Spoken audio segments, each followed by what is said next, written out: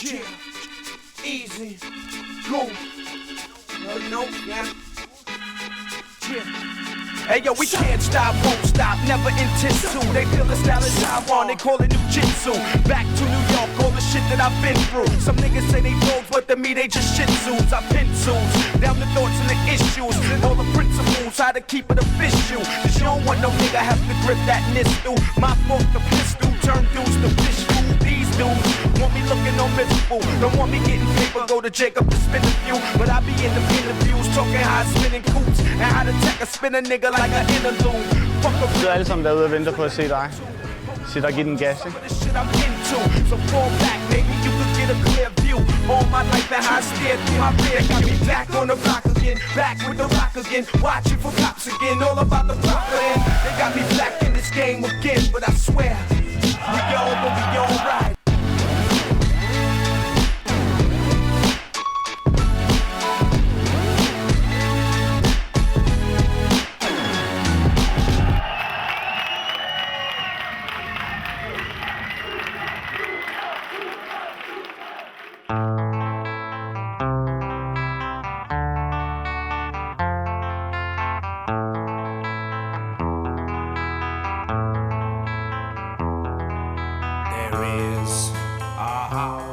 I flere hundrede år har Muay Thai-kæmpere forberedt sig på at komme i ringen og kæmpe i den thailandske nationalsport. 4 unge kæmpere fra Nørrebro er 2 uger fra at tage mod 4 udenlandske udfordrere, som er kommet til Danmark for at slå dem på hjemmebane. Dette er deres historie.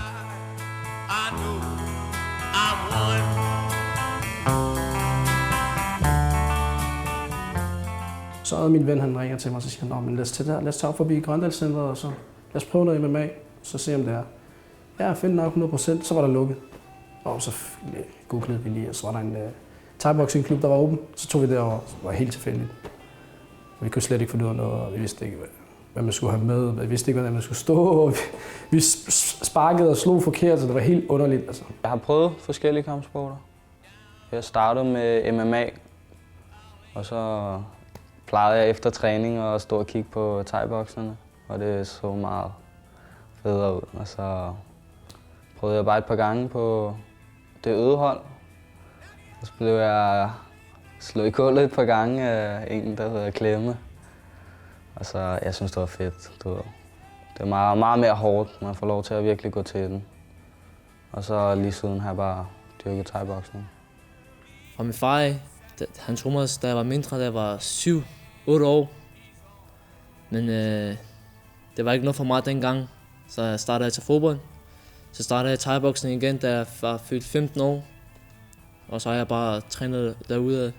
Jeg startede først med at træne kickboxing. Det gjorde jeg, da jeg var 13 år. Og så har jeg trænet kickboxing et par år, og så har jeg rykket efterfølgende til thai-boxning, Muay Thai. Det er en stor forskel fra kick til thai. Og jeg gik noget tid og nogle kampe, før jeg lige blev vant til at gå thai-boxing-kampe.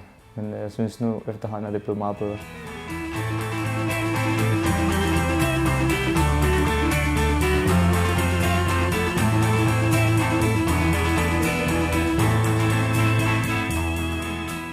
Men der er stadig forskel på blot at træne sporten og det at ville op i ringen og kæmpe. Alle kæmpere har hver deres grund til, hvorfor lige præcis de vil i kamp. Altså, jeg havde ikke nogen planer i hovedet, at jeg skulle kæmpe. Jeg startede med nogle kammerater for sjovt, og så var det bare, at vi skulle bare træne lidt for at prøve det. Altså, det er jo kampsport, man kan lige slå og sparke på nogle puder. Og så var det lige pludselig, at man blev bidt af det, og så stoppede de faktisk. Og så fortsatte jeg længe med at træne. Og så siden der har jeg bare trænet og kæmpet. Så der var ikke nogen planlagt, at jeg skulle kæmpe eller blive noget, eller det kom bare af sig selv. Altså, vi startede med at træne sådan 2 gange om ugen, nogle gange 3, og så blev det til 3 gange om ugen. Og så på et tidspunkt så spurgte en af trænerne, om vi havde lyst til at se et thai-boxing-event. Det gad vi godt, så tog vi derud. Og man blev bare bidt af sporten nemlig. Altså, det var virkelig fed sport, og altså i forhold til andre kampsport, synes jeg i hvert fald. Planen var også bare, at jeg skulle træne for at træne, motionstræne. Og så ham Klemme der, han har givet mig nogle gode knops og sådan noget. Så han foreslog, at jeg tog en kamp, bare for at prøve det. Fordi man alligevel har så meget udstyr på til at starte med, ikke? Så der ikke rigtig kunne ske noget. Og så tænkte jeg, ja, hvorfor ikke? Så sagde han det til Abdul, og så fik jeg kamp, ikke? Jeg havde trænet så hårdt, at min træning skulle gå til noget. Altså, jeg vil ikke bare sådan træne for sjov at komme i form. Så jeg vil gerne lige prøve noget nyt, så hoppede jeg op i ringen. Ja, det var i 2010, tror jeg, hvor jeg hoppede ind i ringen.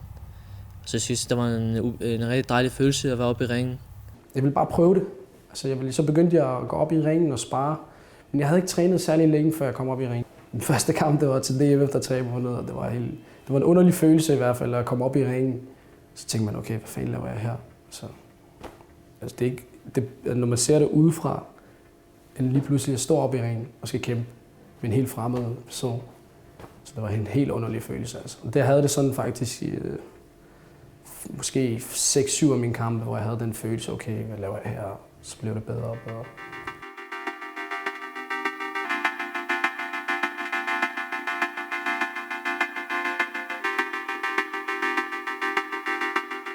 Det, der startede som selvforsvar i nærkamp i krig, er nu blevet til en verdenskendt sport. Der er forskellige fortolkninger af, hvor sporten startede, men fælles for dem alle er mængden af traditioner og den ære, der følger med kongernes sport, som Muay Thai bliver kaldt i Thailand. Alle kæmpere knytter nære bånd til den klub, de træner i, og loyalitet og respekt over for trænere og kæmpere spiller en vigtig rolle for enhver kæmper.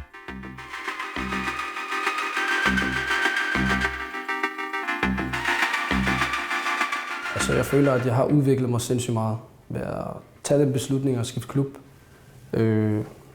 Jeg har haft mange problemer med min måden, jeg kæmper på.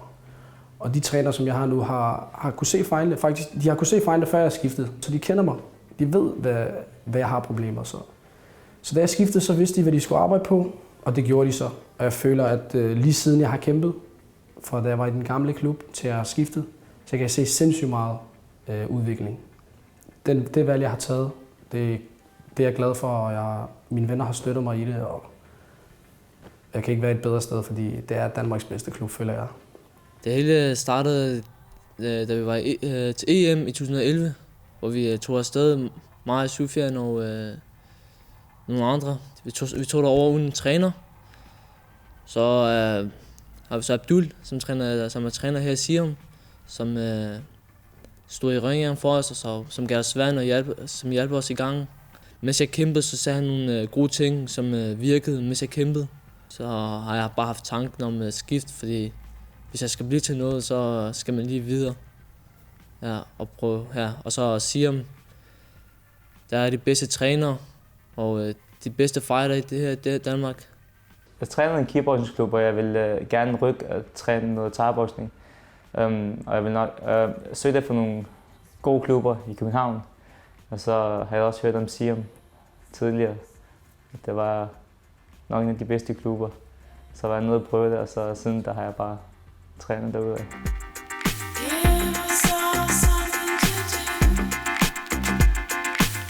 Men for Abdul er fokus ikke kun rettet mod at gøre kæmperne klar til kamp. Klubben er nemlig i samme periode flyttet til større lokaler, og han står også selv for afviklingen af stævnet, hvor hans egne kæmpere skal i kamp.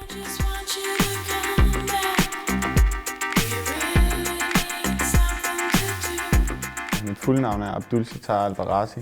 I visse kredse som Thai Abdul. Det er jeg så ikke så glad for. Så vi holder os bare til Abdul Albarrasi. Jeg er træner her i klubben. Jeg er head coach for Thai-boxing afdelingen sammen med Rasmus Søjner. Med head coach skal det forstås ikke. Vi har ikke rigtig nogen form for hierarki her i klubben, men med head coach skal det forstås, at der er 2 typer af træner, synes jeg, efter min mening. Der er en coach, og så er der en instruktør. En instruktør er ham, der fortæller dig, hvor mange armbøjninger du skal tage, hvor mange spark du skal tage på en pude. En coach er ham, der fortæller dig, hvem du er som kæmper, hvordan du skal kæmpe, og hvilken stil, der passer til dig. Abdul og jeg, vi har været meget fokuseret på at åbne den her klub her, samtidig med, at vi har 4 kæmper, som skal kæmpe deres største kamp nogensinde. Så på den måde så har det været meget svært, men jeg synes egentlig, det fungerede ret godt, simpelthen på grund af, at vi har haft så mange til at hjælpe os. Vi satte os ned, så tænkte vi har nok penge. Jeg havde en fantastisk god økonomi. Vi har de kæmper, vi gerne vil have, og så videre. Vi kan jo bare stoppe for tilmelding. Vi kan sige, at vi ikke kan optage flere. Og så har vi det rigtig godt i vores lille hyggelige sted.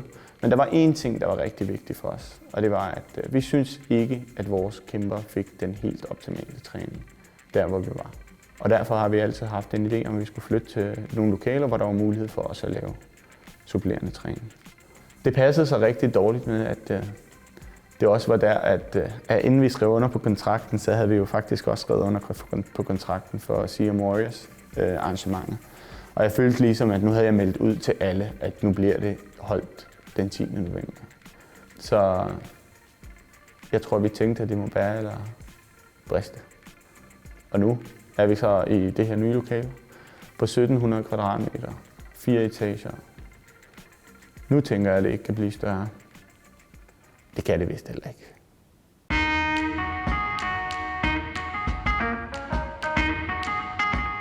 Selv med de nye træningsforhold på plads, er der stadig meget, der mangler. Det er nemlig ikke kun Abdul og Rasmus, der har meget at holde styr på op til stævnet. Kæmperne skal samtidig have deres hverdag til at fungere med alt, hvad det indebærer.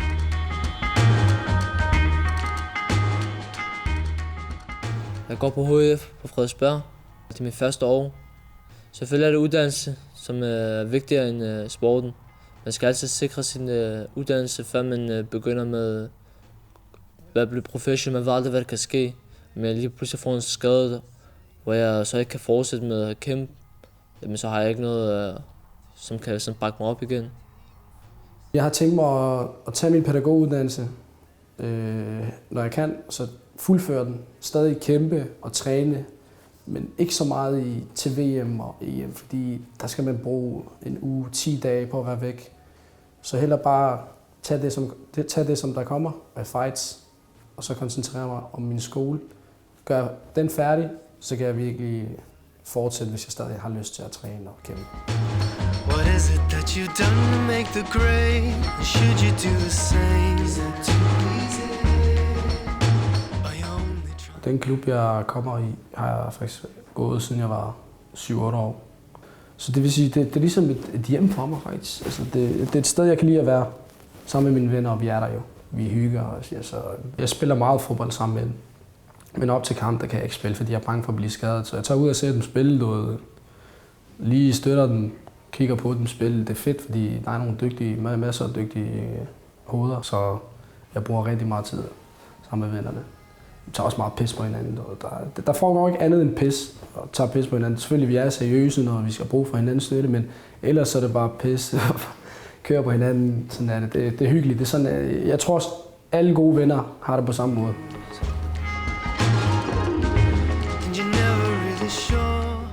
Men det er ikke kun privatlivet, der forpligter. For nogle af de ældre kæmpere ligger der også større forpligtelser i klubben, da de har ansvaret for træningen af de yngre hold.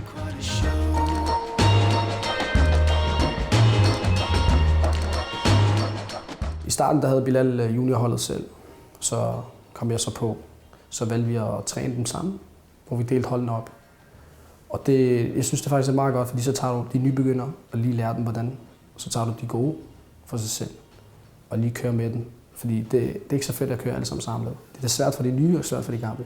Og de unge er jo meget yngre end os, så det er meget godt, at de ser op til nogen. Fordi de selv gerne vil kæmpe på et tidspunkt, og vi kæmper nu og træner. Så det er meget godt, så kan de se, hvordan vi er, både som træner og kæmper. Og så kan de se det, og måske en dag så kan de være vores pladser, hvor de træner nogle unge. Ikke? Altså, så det er bare ligesom kører cirkel, ikke? Så det er meget godt. Like we always do it this time. Cold blowing your mind. Hey dummy, this no accident. All of this was designed. Bilal og Sufjan, de er trænere sammen, så de underviser juniorholdet sammen. Og det har gjort, at de på den måde kan spare omkring, hvordan er det at være træner.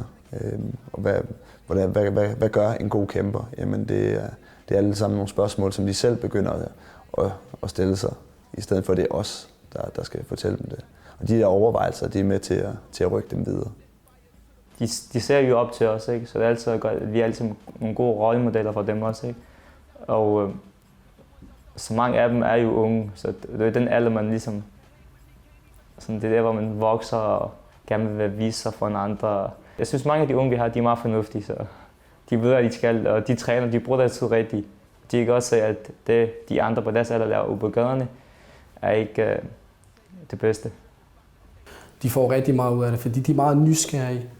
De spørger meget over, hvordan gør man det, og hvordan var det, og du kæmpede lige. De er stadig unge jo. Så jeg føler, at de får rigtig meget ud af bare ud over træning, bare være sammen med os før træning, efter træning. Altså, fordi nogle gange så tager vi ud med dem og spiser og snakker med dem og griner. Det er ikke kun seriøs træning.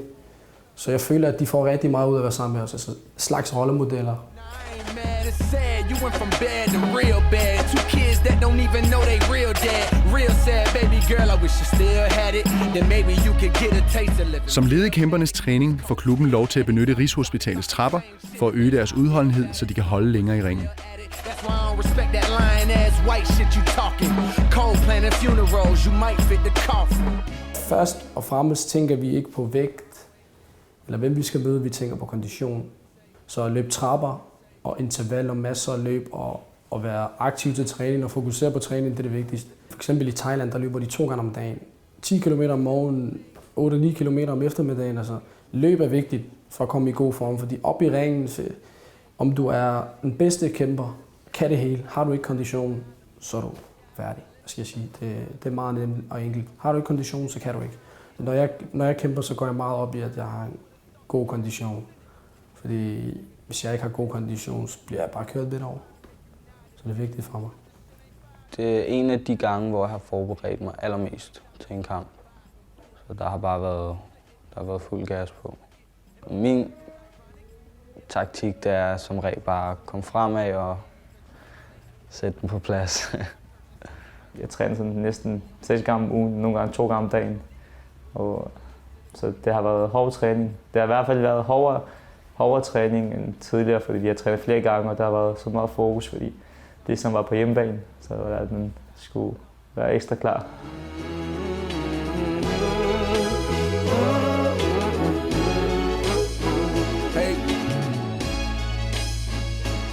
Alle kæmper er inddelt i vægtklasser, og det er derfor vigtigt, at man holder sin vægt dagen før man skal kæmpe. Men holder man af fed mad, kan det godt blive svært. Jeg kan ikke lade være det, så jeg elsker at spise mad.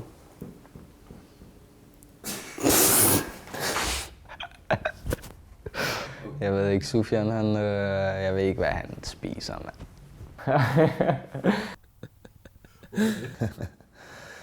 Nogle gange, så det her kæmpe hjerte, man kan have oppe i en ring. Lige så stort et hjerte, man kan have oppe i en ring. Lige så lille bitte hjerte kan man have, når man står og kigger på en chokoladebar eller en slikpose. Så var jeg over at købe en sandwich. En kylling sandwich. Okay, der var mozzarella i, og pesto og Thousand Island. Men det vidste Abdul ikke. Og når jeg så spørger om, hvad det er, han har i posen, så siger han, at han har noget sundt i posen. Og jeg spørger så mere ind til det. Og så viser det sig faktisk, at han har en sandwich med 75% hvidt brød, totalt meget dressing og måske kylling i. Og det, han synes er sundt, det er kylling, hvilket jo måske er rigtigt. Men alt det andet, det har man ligesom ikke taget med i regnskabet. Jeg har fanget med mange billeder, hvor han har mad i hånden, gammel spise, pizza, shawarma, durum, han har det hele. Mine venner, de er meget kloge faktisk. De fanger mig i at spise usundt sammen med dem.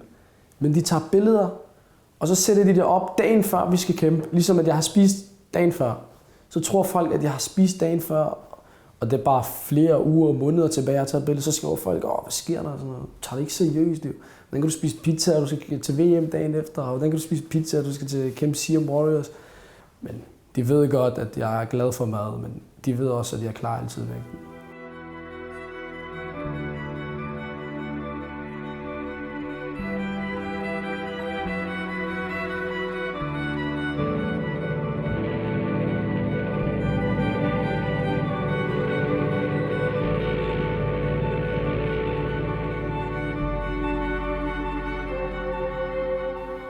Man skal selvfølgelig cutte noget vægt altid før kampen, fordi man vejer ikke det, man skal kæmpe. Det er ikke kun kampen op i ringen, der er en kamp. Der er også at tabe vægt op til kamp, er også i sig selv en kamp. Du går op i en ring med x antal kilo. Du kan selv vælge, om de kilo sidder på dig som muskler, eller om de sidder på dig som fedt. Og du må selv afgøre, om hvad det er, der er mest brugbart oppe i en ring, hvor det er, at du skal udføre denne fysiske aktivitet. Abdul og jeg, vi har igennem erfaring fundet ud af, hvordan vi gør det bedst. Problemet er bare, at vi alle sammen er forskellige, så man skal finde sin egen måde, hvordan det fungerer bedst for en selv. Men lige meget hvad man gør, så er det hårdt at tabe sig. Og så skal man acceptere, at det er en del af sporten og lide. Lide for at kæmpe. Sådan er det, desværre.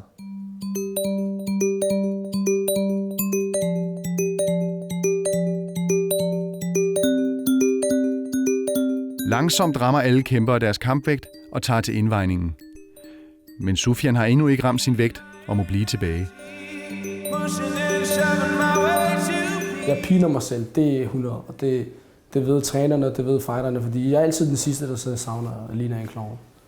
Til de store turneringer, så skal man være indvejet, og hvis man ikke er det, jamen, så får man ikke lov til at kæmpe. Jeg kom først ind i samling efter ham, og blev været færdig før ham. Han var i samling sådan en time før mig næsten, og var sluttet først efter mig. Så de siger sig selv, at han skulle faktisk bruge lang tid på at tabe sig den dag. Den ene går ud og tjekker vægten, jeg er i vægt. Den anden går ud, han er i vægt. Den tredje er i vægt. Den fjerde kommer i vægt. Femte tænker du bare, fuck, og du går op. Du går ud og tjekker dig, der sker ikke så meget. Du taber lige 100 gram, 200 gram. Psykisk, så det er forfærdeligt.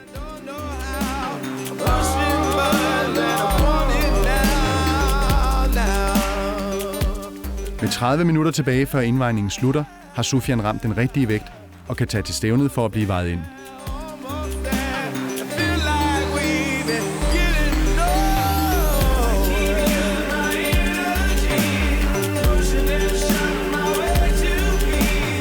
Sufjan og hans medkæmpere når indvejningen, og alle rammer deres kampvægt. De kan velfortjent forfylde kroppen med væske igen. Sufjan, der som den eneste kæmper i en turnering, kan komme ud af at kæmpe 2 kampe på en aften. I lodtrækningen får han den finske mester, og det vil blive den første kamp til stævnet. Kulminationen af flere måneders træning er blot timer væk, da de unge kæmpere den aften velfortjent kan slappe af.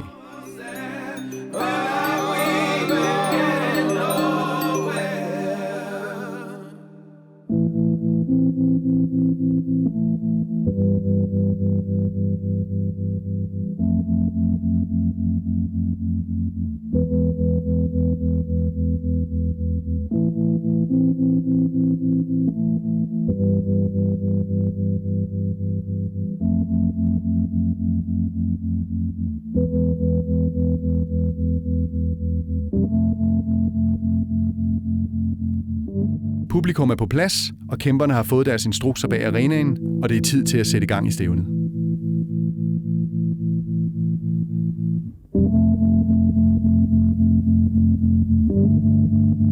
Den professionelle scoring er sat lidt anderledes op, fordi dels fordi at man vægter de sidste omgang højere. Altså, det er der siger man, det er jo lidt ligesom en krig, altså, og det er den, der står til sidst, det er sejrsherren. Det nytter ikke noget, at der står en helt forslået kæmper, og så er det ham, der vinder kampen, fordi han har været teknisk pointmæssigt foran.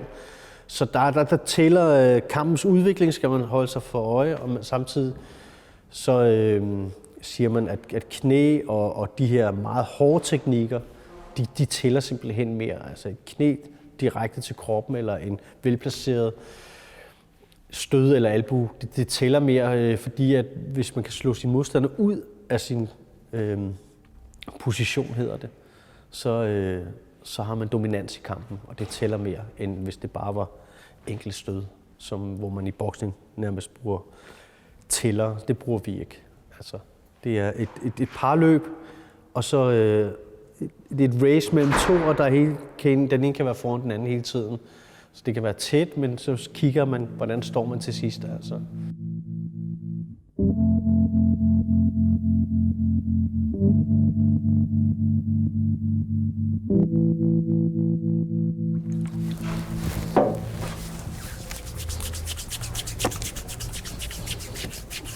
Nu steder du øm.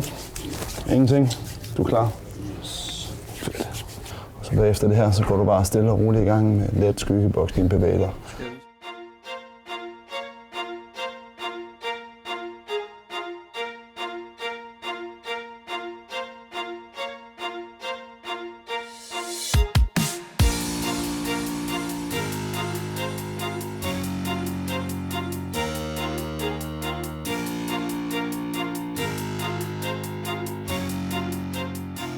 Sæt dig i respekt lige fra starten af. Så er det lige meget, hvad han kommer med. Han skal bare ikke have lov til at komme i gang. Han skal ikke have en sandsæk at stå og slå på. Der skal svares hver gang. Du tager den her. Jeg synes, det er det fedeste, det er at kæmpe, når man er på hjemmebane, når man har sine venner. Jeg synes, det er for fedt, når de råber og skriger. Altså, salen hæpper jo på dig, fordi du er fra Danmark jo, så jeg kan ikke skuffe den på nogen måde. Altså. Bare ind og give den gas. Mongkong er den her hovedbeklædning, hvis man kalder det for det. Hver gym eller klub i Thailand har deres egen Mongkong, som er blevet velsignet af en munk. Dem vi har i Danmark er altså af rigtig god grund ikke blevet velsignet af nogle munke, men det er blevet velsignet af sved og blod fra de forskellige fighter, der har haft dem på. Og det er efter min mening en langt større velsignelse.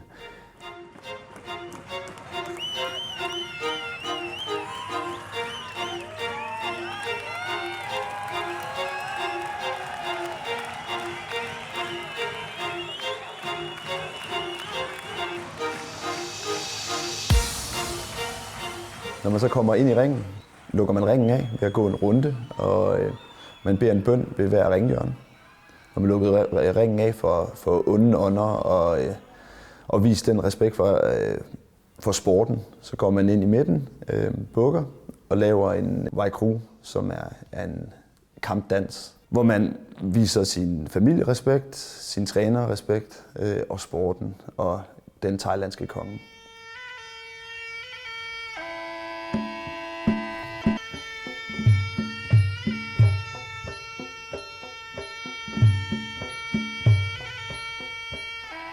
Musikken spilles i takt med, at kampen skrider frem, og i takt med, at tempoet stiger i kampen. I Thailand sidder folk og spiller det live, og det har en kæmpe stor indflydelse på kampens tempo. Fordi at der er den her tromme, det her trommeslag, og det høres som en bas nærmest. Og det er den, som kæmperen simpelthen står og følger rytmen af. Og det er derfor også musikken i thai-boksning er så ekstremt vigtig for mange kæmpere.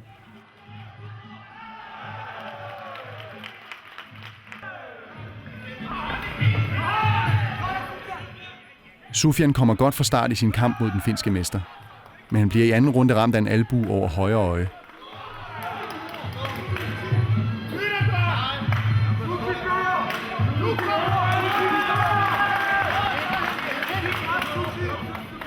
Den sad jo lige omkring øjenbrynet, hans flænge, så den var ikke noget, der involverede hans syn, og han blødte heller ikke meget fra det. Det var relativt hurtigt, man kunne få blødning til at holde op. Så vurderer jeg, at han egentlig godt kan kæmpe videre ud fra det, fordi det ikke påvirker hans syn på nogen måder. Og jeg føler heller ikke, at han på nogen måder er desorienteret. Han er fuldstændig klar, og derfor synes jeg godt, at han kan kæmpe videre.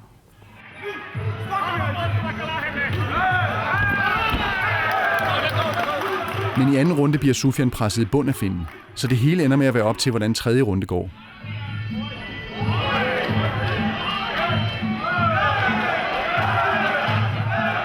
Han går ind helt overbevisende og dominerer tredje omgang. Og simpelthen det, jeg snakkede om tidligere med hjerte, altså det var det, Sufjan viste i den her tredje omgang. Han har fået pryl i anden omgang og kommer simpelthen tilbage og leverer den bedste runde, han nogensinde har gjort overhovedet.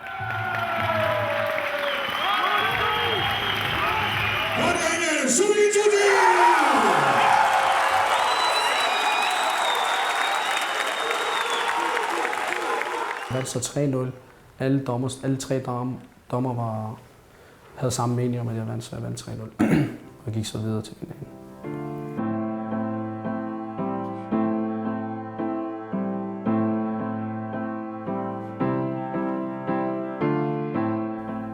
Lige da gardinerne blev trukket fra.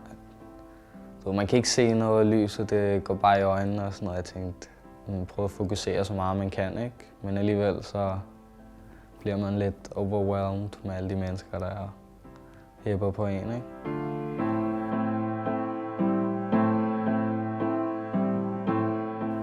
Nu var planen jo, at jeg skulle slappe lidt af i de 2 første omgange, og så give den gas i 3. Men jeg er ikke så god til at stå og vente på, at man skal lave et eller andet, ikke? Så jeg tænker, han lader mig arbejde, så lad mig udnytte det.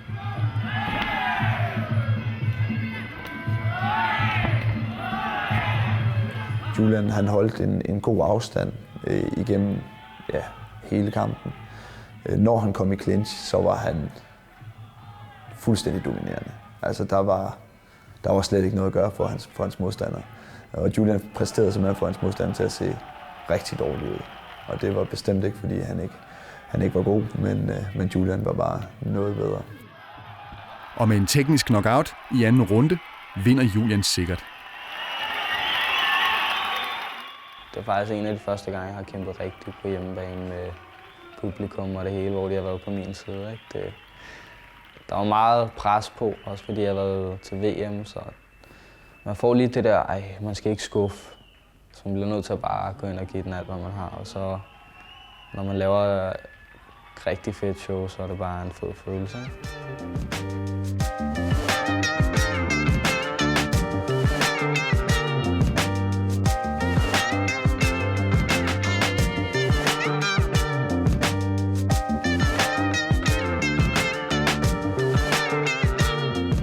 Youssef skulle have kæmpet med albuer. Lige inden kampen får han så at vide, at hans engelske modstander ikke vil kæmpe med albuer. Så for at få kampen, så skal han simpelthen sige ja til den ændring. Jeg sov ikke den nat, og der var stress, fordi jeg har trænet op med albuer i 2 måneder. Og det gør jo, at al hans træning, hele hans gameplan, og det hele bare ramler og falder fra hinanden. Og uanset hvad, og hvor god og hvor godt et fighterhjerte Youssef har så snakker vi stadig om en 17-årig dreng, som er blevet kåret som årets fighter i Danmark i 2012. Han har gået hen og vundet DM, sølv til EM og guld til VM og kommer hjem. Og nu skal alle har bare hørt så meget om Youssef. Nu skal alle skulle se ham kæmpe. Og han er bare så klar til at gå op og fyre den max af med albuer og knæ og alt det, han er god til. Så bliver det taget fra ham. Og det er så voldsomt et slag for Youssef, at det simpelthen slår ham fuldstændig ud. Så det, vi så op i ringen den dag, det var ikke en skygge af ham.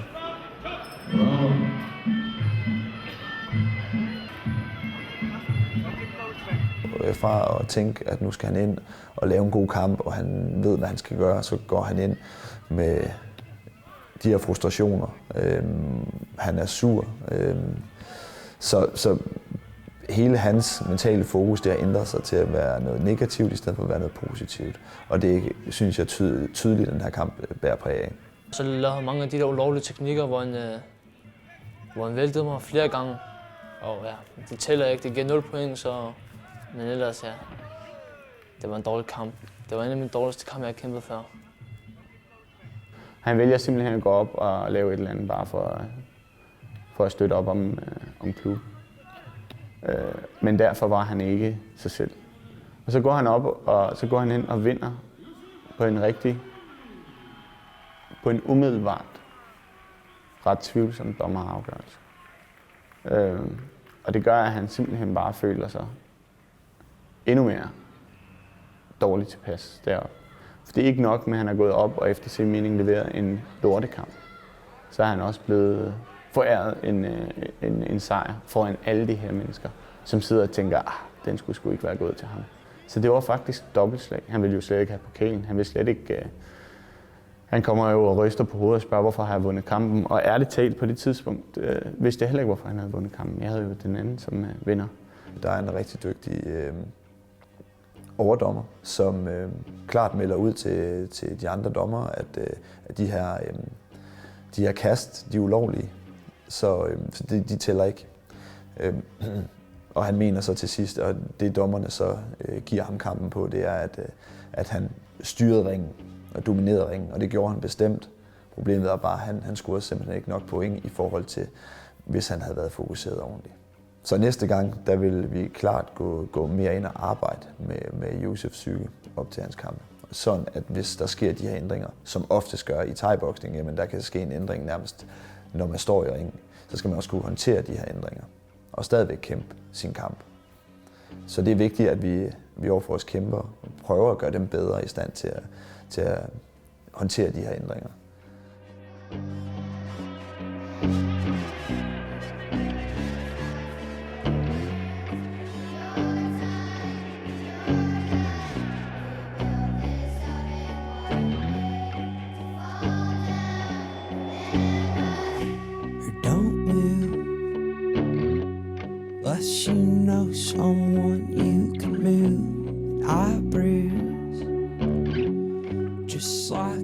Alle kæmpere kender til tab, men for Bilal er det om muligt endnu tættere på, da han en uge inden stævnet mister en god ven på grund af meningsløs gadevold.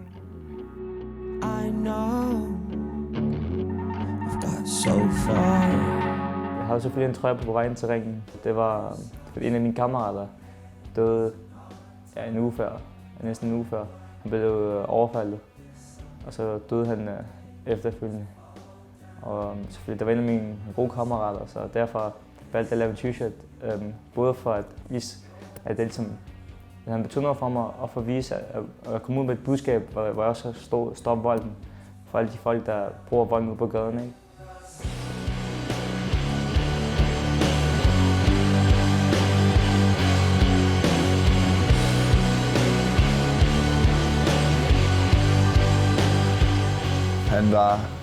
Han var virkelig sat op til den kamp. Han havde et par halvdårlige kampe inden den her kamp her, så vi var meget spændte på, hvordan han kæmpede her. Han er en dygtig kæmper, men han har haft problemer med psyken op til kampe. Han har tit været lidt undertændt eller modsat overtændt, og det bliver nogle gange noget rod. Han har voldsomt svingende præstationer.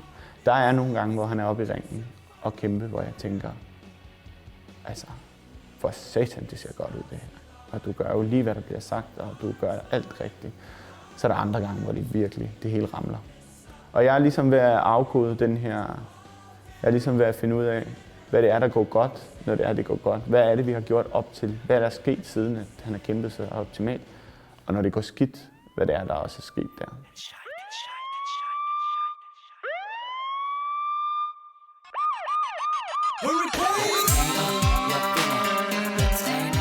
Som et led i hans entré til stævnet, får Bilal også lavet en sang til formålet af et par gode venner.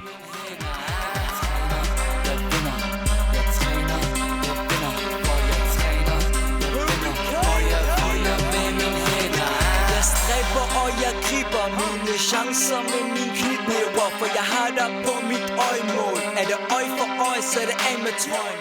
Planen var, at jeg skulle køre stille over i første omgang, og lige for at se ham an, fordi jeg ikke kendte noget til ham. Og han ramte mig med nogle spark, og det kørte sådan stille og roligt det første minut. Pressede sin modstander fra starten af, rammer ham rigtig, rigtig hårdt. Presser ham ud i ringtårnet og giver ham en tælling. Så ramte jeg mig lige med min højre hånd, og så var han nede, altså tælling. Jeg tror faktisk, det var slut der, men han kom op igen, og dommeren talte over ham. Og så fortsatte kampen, og gik jeg bare til angreb på ham.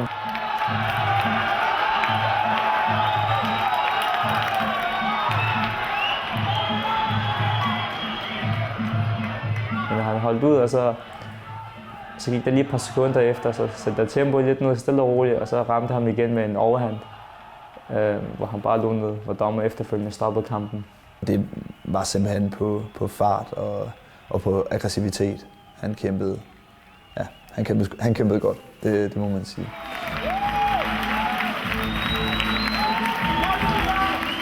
Ja, Supin kæmpede i turneringen, så han ville gerne have, at fordi jeg havde anden sidste kamp. Det vil sige, at han skulle kæmpe en kamp efter mig. Han ville gerne have, at jeg gik tiden ud. Er det ikke en aftale? Hvad skal vi gøre? Første runde, så skal jeg allerede kæmpe. Jeg vil gerne have lidt mere på hånd. Vi skal nok ordne med timer. Så også skulle finde skuffet. Jeg lige gik 3-4 omgange, så jeg lige kan få mere tid til at slappe af, ikke? Men sådan er jeg nogle gange.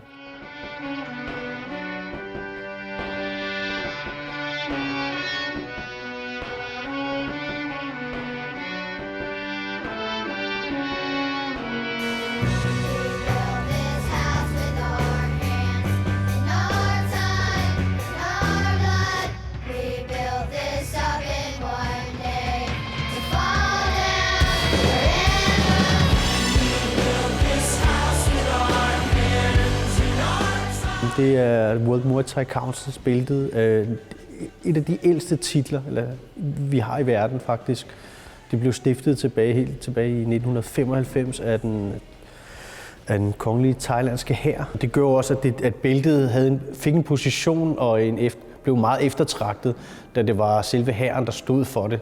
Og i dag, det bælte vi så havde til kamp her, var det nordiske professionelle bælte, hvor vi havde en mester fra hvert land, fra Finland, fra Sverige, fra Danmark og Norge, til at kæmpe om det her bælte.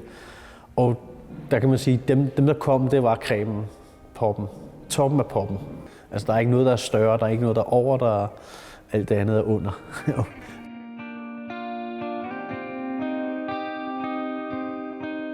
Vi prøver at behandle hans cut og hans ben så godt som muligt. Det er vigtigt, efter man har kæmpet en kamp og skal kæmpe igen samme dag og behandle benene ret hurtigt efter.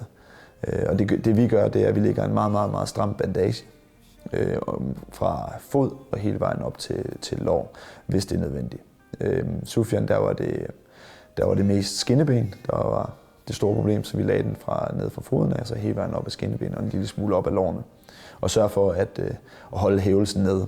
Fordi hvis der først opstår en hævelse, så kan det godt være rigtig svært at komme ind og kæmpe igen.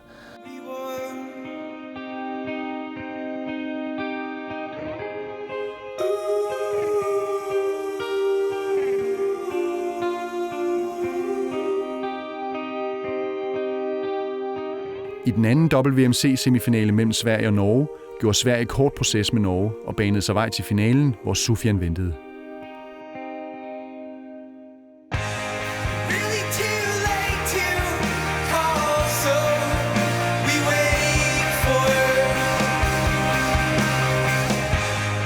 Inden den næste kamp, han så skal kæmpe finalen, jamen, der bliver man så nødt til at tage de her sommerfugle af igen.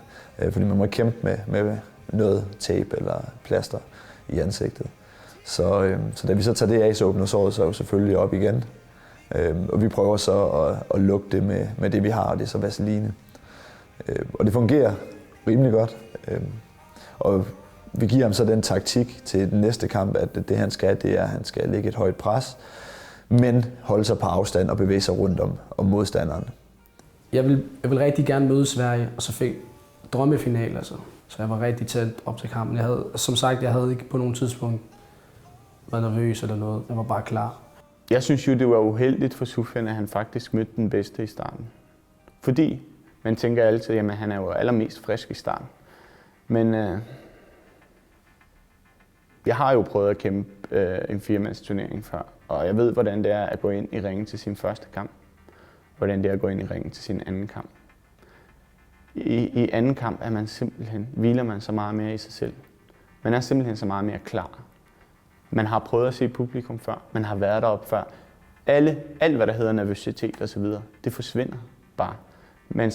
Det bliver simpelthen bare another day in the office. Og det er jo en time senere, eller 2 timer senere, man er deroppe. Så man kæmper simpelthen bare meget bedre i sin anden kamp.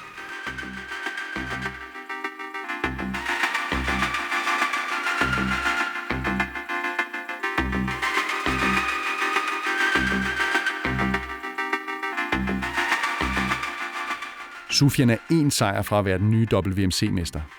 Han møder en svensker, der ikke er skadet eller såret fra sin tidligere kamp.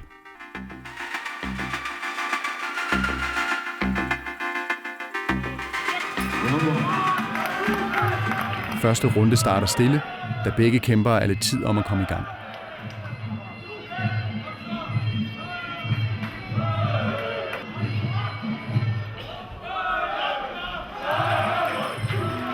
I anden omgang, der begynder Sufjan at gå ind og score, og så bevæge sig rundt og væk fra modstanderne. Og det, der simpelthen er planen, det er at sørge for, at han ikke bliver ramt på det her øje igen.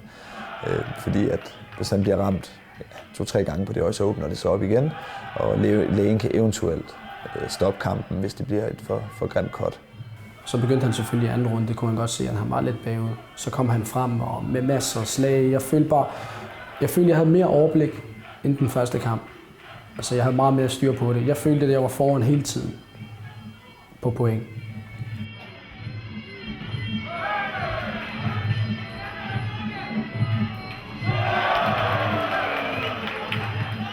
Jeg er nervøs, det er jeg. Og de gange, hvor jeg ikke er nervøs, der er der et eller andet galt, tror jeg. Men det er en god nervøsitet. Det er en nervøsitet, der er med til at gøre en skarp, synes jeg. Fordi man sidder simpelthen og tænker, at jeg skal sgu da hjælpe. Jeg skal hjælpe ham på den ene eller anden måde. Og så er det bare, at man er knivskarp.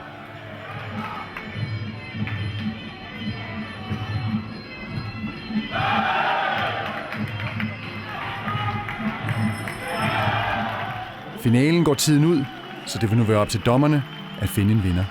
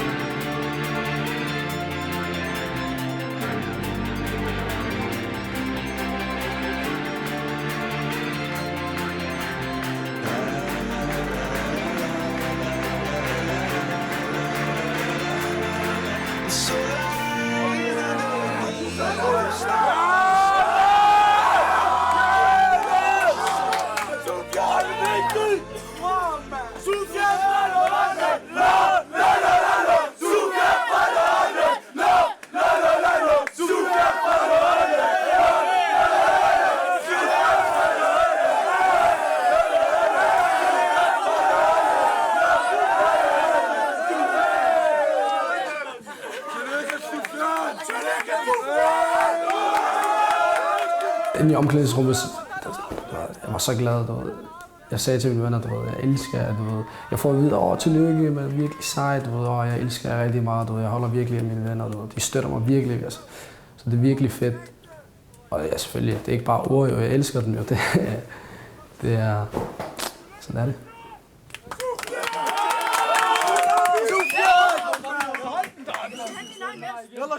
Det var jo for sindssygt. Altså også fordi han møder de bedste kæmpere i Norden. Vi havde ikke regnet med, at han ville gå hen og løbe med det her bælte her, så det var jo... Altså, man kan ikke være andet end stolt over, at han har formået det. Og så viste han netop hjerte i hans sidste runde. Og det er jo fantastisk. Fordi når han har det, så kan han nå rigtig, rigtig langt. Virkelig langt. Ingen havde Soufiane som favorit. Alle havde finnen og svenskeren som favoritter for vindturneringen. Men mest finnen. Og når han går hen og besejrer ham, så vidste jeg bare, med den selvtillid, plus at det er hans anden kamp, han skal op til, plus den type kæmper, han skal møde, så vidste jeg godt, at han vil vinde. Vi havde haft en fantastisk aften. Et fedt event. Men uanset hvad, det havde kostet så mange penge, og det havde kostet så meget sved, og det havde kostet så meget arbejde og stress. Og alt det blev retfærdiggjort i det lille øjeblik, hvor Soufiane fik sit bælte på. Fordi at det er en af vores drenge. Grunden til, at vi har holdt stævne, det er fordi, at vores drenge skulle have lov til at føle sig som stjerner på hjemmebane. Den eneste måde, de kunne betale os tilbage på, det var simpelthen ved at gå op og præstere. Og det gik ikke bare op og præstere, det gik op og overpræstere hele bundet. Så der tænkte jeg, fuck pengene, fuck alt det arbejde, jeg har lagt i det. Det her, det er bare 100% det værd.